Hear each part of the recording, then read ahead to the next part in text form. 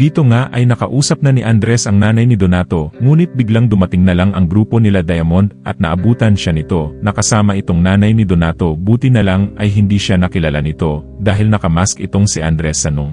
Nakuhaan ng kamera at ito namang si Miguel ay may naramdamang sumusunod sa kanya, kaya napahugot agad ito ng barin.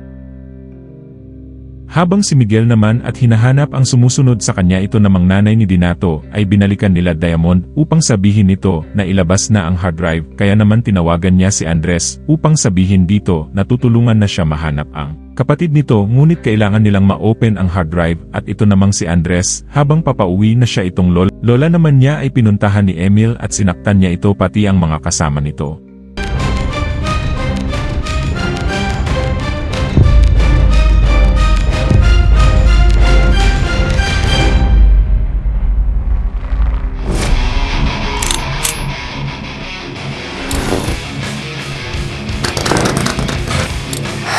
Dare you break into my home, Diamond? Asan ang hard drive? Ayaw mo, mamatay tayong lahat! Ibigay mo na sa akin! Ma'am, Tutulungan na kita tungkol sa kapatid mo. Mas marami akong maaalala kung mabubuksan natin ang records sa master list.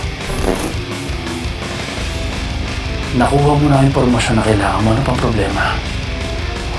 Andres! Emil! Nasaan si Andres? Ginagawa niyo dito! Wala! Umalis mo! Umalis mo! Si Andres! O sige po, uwi na ako.